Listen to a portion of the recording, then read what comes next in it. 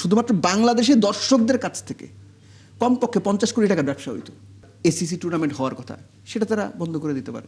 এই যে বাংলাদেশ যদি না যায়, বাংলাদেশের সেই না যাওয়ার সিদ্ধান্তকে যদি নো বল হিসেবে আইসিসি একটা বড় পেনাল্টি দেয়, তো পরবর্তীতে এটা বিগ ইস্যু হয়ে দাঁড়াবে কিনা? মানে আমি যদি বলি পরবর্তীতে আইসিসির ইভেন্টগুলোতে বাংলাদেশকে নিয়ে খুব ভেবে চিন্তে হয়তো বা আইসিসি আগাবে, কেননা এর আগে আমরা দেখতে পেয়েছি হয়তো বা কোনো একটা দেশে একটা অঘটন ঘটে গেছে খুবই শর্ট টাইমের মধ্যে, দেন হচ্ছে দলগুলো সিদ্ধান্ত নিয়েছে, কিন্তু আমাদের হাতে সময় আছে এবং আমাদের ইস্যুটা অন্য একটা ইস্যুর সঙ্গে, সেটা আইসিসির কোনো ইভেন্ট ছিল না।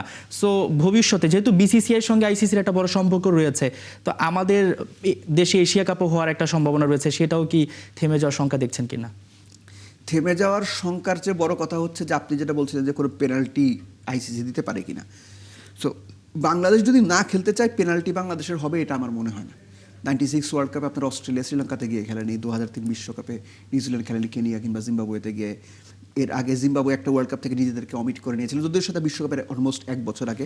সো এটা আসলে বাংলাদেশ পার্টিসিপেট না করলে আইসিসি বাংলাদেশকে শাস্তিমূলক ব্যবস্থা নেবে বা বাংলাদেশের এগেইনস্টে কোনো শাস্তিমূলক মানে ইয়াতে যাবে, আমার এটা মনে হয় না। যেটা হবে যে বাংলাদেশকে, আপনি যেটা বলছিলেন যে বাংলাদেশকে নিয়ে তারা হয়তো ডিফারেন্ট ওয়েতে একটু ভাববে। এই যে বাংলাদেশের যে এসিসির একটা টুর্নামেন্ট হওয়ার কথা, সেটা নিয়ে হয়তো একটা জটিলতা তৈরি হবে। বাংলাদেশ ভারতে খেলতে যেতে চাইছে না।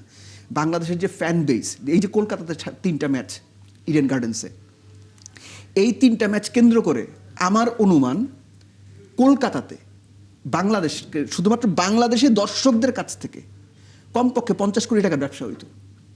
কেউ শাড়ি কাপড় কিনতো, কেউ খাবার জিনিস কিনতো, কেউ হোটেলে, সব কিছু মিলে, এবং এটা সম্প্রীতির ব্যাপারও ছিল, সব কিছু মিলেই।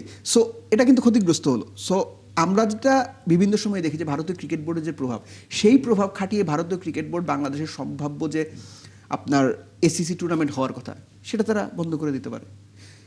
অন্যান্য ইস্যুতে বাংলাদেশের এই অবস্থানের কারণে ভবিষ্যতে গিয়ে এটা একটা মার্ক হয়ে থাকতে পারে। সো অনেক কিছুই হতে পারে, কিন্তু এই মুহূর্তে বাংলাদেশ ক্রিকেট বোর্ড এবং বাংলাদেশ সরকারকে ভাবতে হবে শুধুমাত্র বিশ্বকাপে না যাওয়া তো না, অ্যাজ ইউ মেনশন যে বাংলাদেশ তো ভবিষ্যতে আরও ক্রিকেট খেলবে, এই সিদ্ধান্তটা পরবর্তী সময়ে গিয়ে বাংলাদেশের জন্য যেন অনেক বেশি ক্ষতির কারণ না হয়, এই ডিপ্লোম্যাসিটা বাংলাদেশ ক্রিকেট বোর্ডের করতে হবে, এই যোগ্যতাটা তাদের দেখাতে হবে।